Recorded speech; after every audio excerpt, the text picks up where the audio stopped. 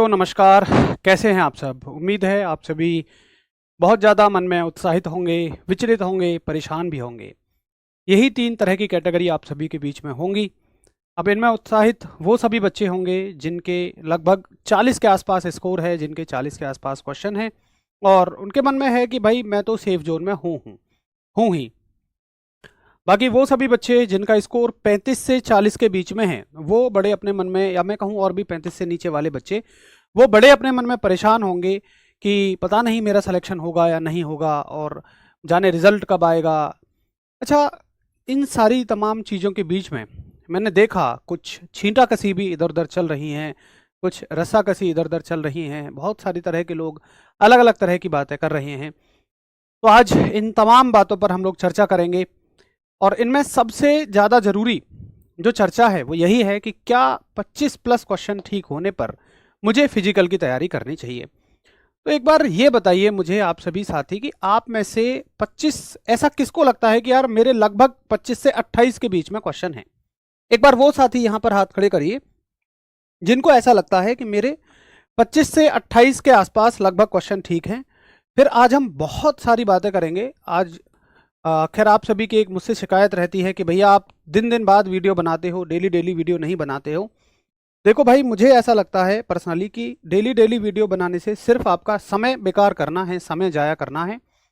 लेकिन फिर भी आप सभी की डिमांड होती हैं कि आप सभी हमारे लिए डेली डेली कुछ लाया करें, तो मैं कोशिश करूँगा आपके बात बिल्कुल लगातार रहने की। जो भी आपके कमेंट हुआ करेंगे उन पर आप सभी के क्या क्या जवाब हो सकते हैं, क्या क्या संभावित जवाब हो सकते हैं, उनके लिए मैं आप सभी के बीच में आऊँगा। तो ये सभी हमारे जो साथी हाथ खड़े कर रहे हैं, पहले मैं केवल उनकी बात कर रहा हूँ कि जो ये कह रहे हैं कि मेरे भैया 25 से 28 के बीच में क्वेश्चंस हैं।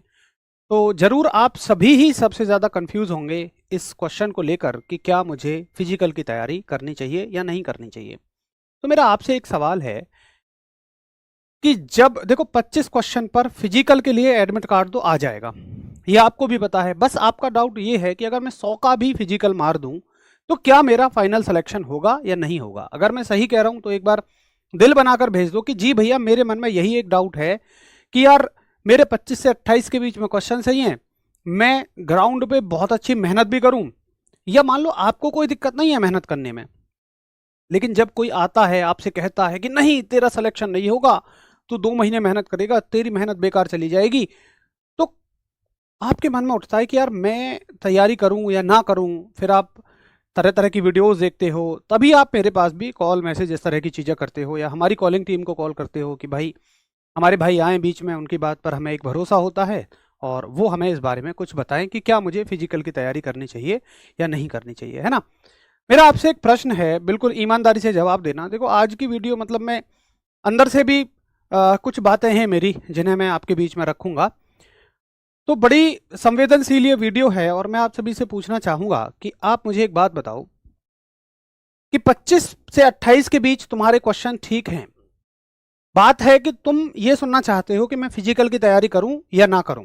मेरा आपसे एक सवाल है कि आप सभी का फिजिकल के लिए एडमिट कार्ड आएगा, ये तय है, ठीक है। आपका फिजिकल के लिए एडमिट कार्ड आ गया और अगर कोई भी, मान लो मैं हूं या कोई भी आपसे मना कर रहा हो कि भाई तेरा फाइनल सिलेक्शन नहीं होगा, सुनना मेरी बात को। मान लो तुम्हारे 25 क्वेश्चन हैं और मान लो तुम 100 का भी फिजिकल कर दो तो तुम्हारे नंबर बनेंगे 150, 50 यहाँ 100 यहाँ, नंबर बनेंगे तुम्हारे 150। तो मैं तुमसे या कोई भी तुमसे ये कह दे कि भाई तेरा फाइनल सिलेक्शन नहीं होगा, तो क्या तुम फिजिकल का एडमिट कार्ड आने के बाद भी फिजिकल देने नहीं जाओगे? एक बार यस और नो करके बताना, बिल्कुल ईमानदारी के साथ जवाब देना है। क्या तुम तैयारी करना बंद कर दोगे?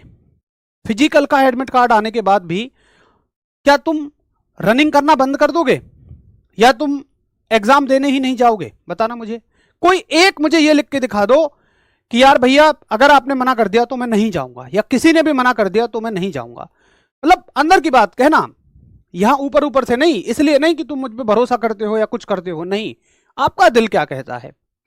आपके हाथ में फिजिकल का एडमिट कार्ड है, मान लो फिजिकल का एडमिट कार्ड आ गया तुम्हारे हाथ में, तुम्हारे साथी सब रनिंग करने जा रहे हैं, घर वाले कह रहे हैं कि भाई तेरा तो एडमिट कार्ड आया है, तू क्यों रनिंग करने नहीं जा रहा? तुम कहोगे भैया कि उन भैया ने या उन सर ने ऐसे कहा है कि तेरा फाइनल सिलेक्शन नहीं होगा, तो घर वालों के क्या शब्द होंगे यार?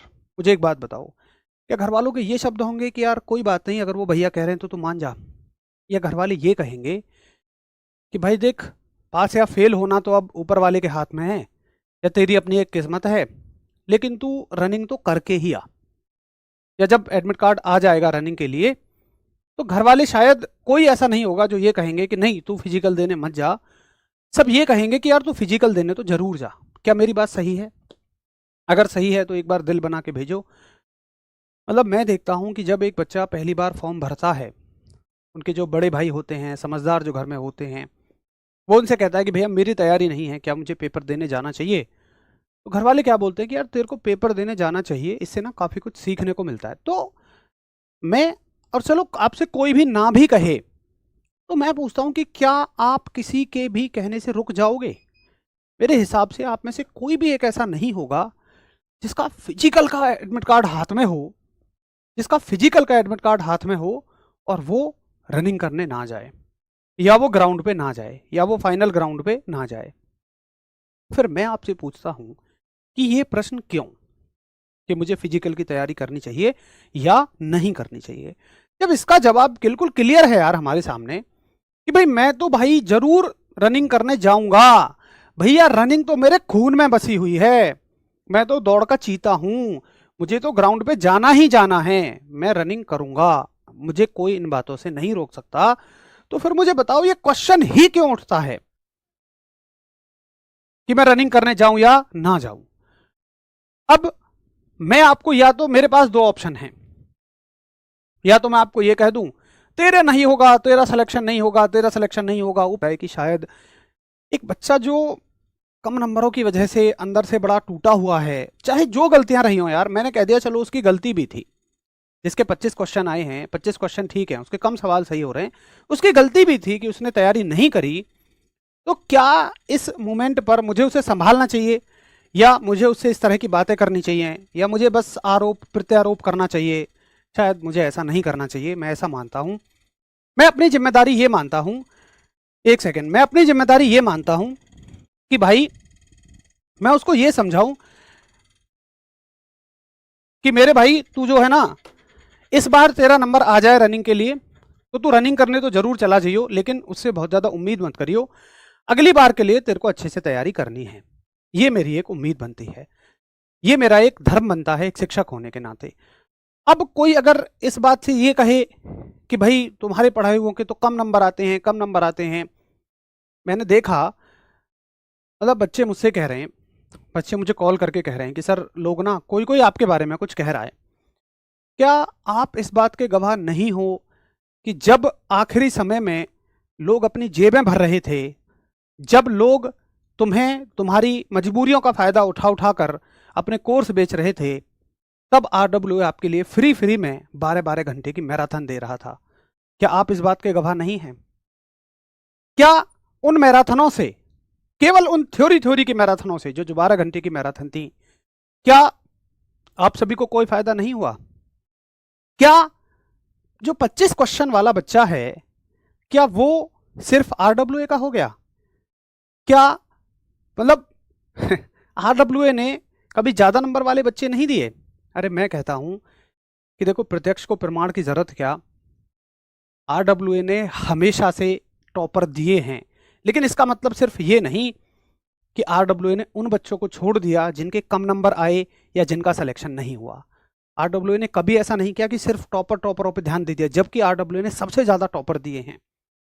प्रत्यक्ष को प्रमाण की आवश्यकता क्या? जाइए आप अलग अलग सेंटर्स पे जहां बच्चे सेवाएं दे रहे हैं आर्मी में, और एक बार जाकर कह दो, जाकर पूछ लो कि कहां से पढ़े हुए हो, सबसे ज्यादा बच्चे किसके नाम से हाथ उठा देंगे, ये पता लग जाएगा। मैंने आज तक कभी ऐसी बात नहीं की, लेकिन आज मुझे कहनी पड़ रही हैं क्योंकि इस तरह की बातें इधर उधर हो रही हैं। मेरा सभी से बस यही निवेदन है कि भाई जो भी इस तरह की चर्चाएं कर रहे हैं, जो भी इस तरह की बातें कर रहे हैं, भाई मत करिए बिल्कुल भी।